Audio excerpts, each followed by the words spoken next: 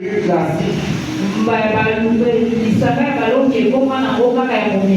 Nous intercédons par habitude. Nous intercédons par professionnalisme. C'est comme ça que l'Éternel est en train de chercher les pleureuses. Où sont les pleureuses dans la vie? Ceux qui pleurent au profit de la ville, on n'en trouve plus. On trouve plus des combattants. Pose la question à la voisine. Elle est combattante.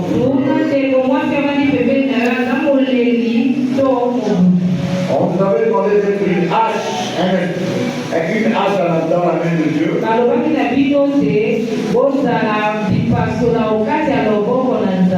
Et puis on nous a demandé d'être un instrument de paix. Ce matin, nous devons devenir un intercesseur dans la main de Dieu. Quels sont les critères?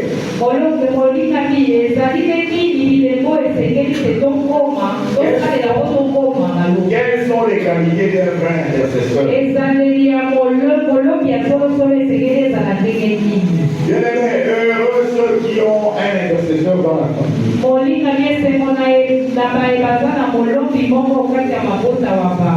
Heureux le mari qui a une femme intercesseuse, le berger qui a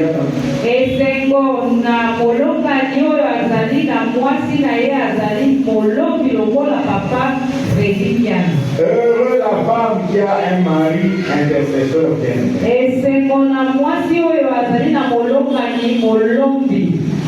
Dans le livre de Genèse au chapitre 18, Abraham était assis devant sa tente. Il vit passer 3 personnes. Il a couru et il les a appelés. Pour leur dire, je suis votre serviteur. Vous ne pouvez pas passer ainsi. Revenez, vous allez vous laver les pieds sur moi. Et vous allez vous désaltérer, je vais vous donner à boire et à manger. Bien-aimé, Abraham a accueilli ces gens ne sachant pas que c'était des anges.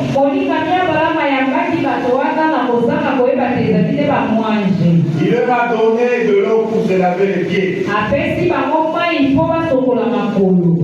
Après s'être lavé les pieds, Abraham leur a donné la nourriture. Bien-aimé, lorsque Abraham a reçu les anges, l'Éternel s'est dit, je ne peux pas cacher à Abraham ce que je veux faire de Sodome et Gomorrhe.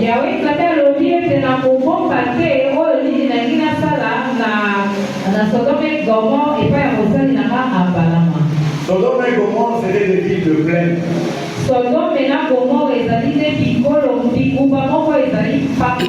Avec un beau paysage. C'est ce qui avait attiré l'autre de lever Abraham.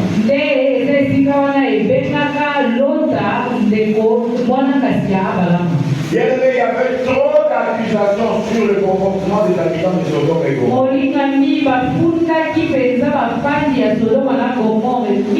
Il y avait trop d'abominations dans Sodome et Gomorrhe.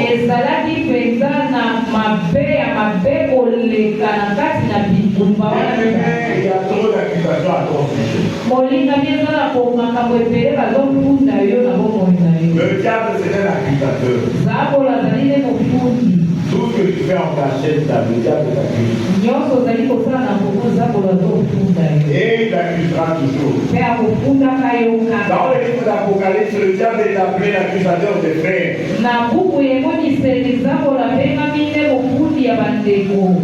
Mais si c'est trouve qui est un intercesseur, qui intercède à ton profit,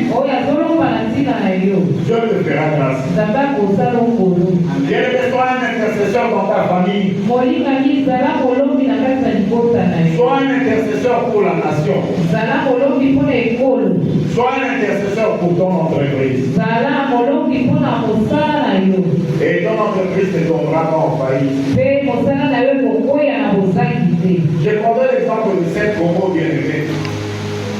C'est comment que l'entreprise avait travaillé notre père, le pasteur Kalas.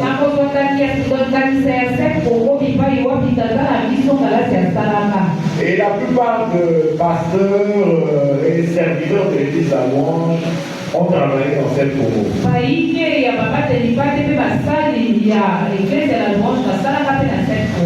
En tout cas, jusqu'à ce moment, c'est une société qui a toujours vécu dans une très bonne santé financière.